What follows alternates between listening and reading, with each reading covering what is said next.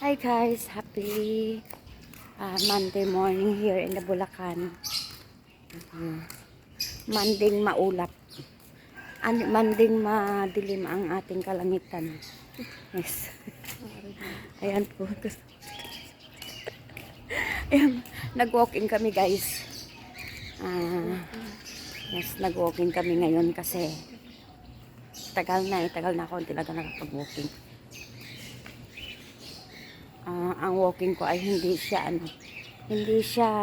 tawag nito, hindi siya tuloy-tuloy kasi dahil minsan, di ba, isisimba nga ako. Ngayon, sorry guys, hindi ako nakapagsimba ngayon. Nag-walking muna ako. Magkaroon muna tayo ng para sa health natin kasi nga, di ba, may kasabihan nga na alagaan ang ating buhay. Pangalawa, oo nga, di ba? Tatawa siya. Alagaan ang ating buhay. Pangalawa, time para sa family, para sa isa't isa. Tsaka yung pangatlo, oras. Time is gold. Daw, mahalaga ang oras sa ating buhay.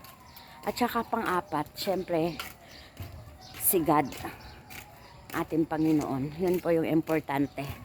At saka may kasabihan din po guys na wag nga daw natin problemahin ang problema. Hayaan natin yung problema na mamroblema, hindi ba?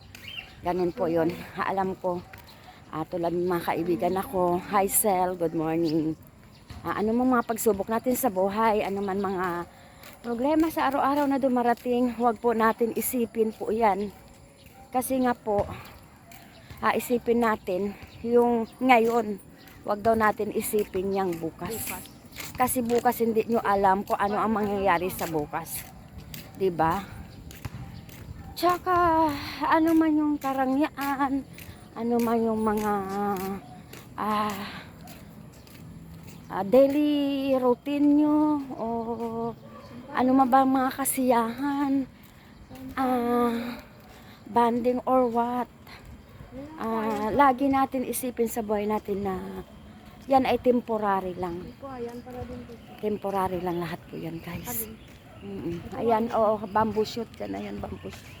Yan, bamboo. Ganun guys.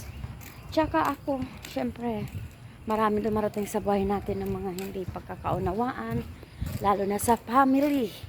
Is family first. Diba?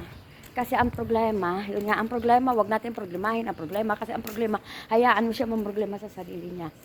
Kasi makaka-encounter talaga tayo guys ng mga problem about family. Kasi kung intindihin mo yung problem about family, maloloka ka tayo. Masisira ang iyong beauty. Hindi na po kayo gaganda kung lagi nyo isipin yung problema about family. Ang family kasi, family yan. Ano mga mangyari sa mundo? Yan, family is family, di ba? Ano mga mangyari sa family? Family pa rin. Yes, guys. Kasi may mga family tayong hindi lahat ay gusto tayo. May mga family tayo na ang iba po dyan ay inggit. Yung may galit na kumbaga gawan mo na ng mabuti lahat na ginawa mo na masama kapag guys. Bakit nga ba ganun guys? Kaya ako nagtatanong, thank you guys kasi may aso. Have a nice day. Have good morning everyone. Mag-ingat tayo.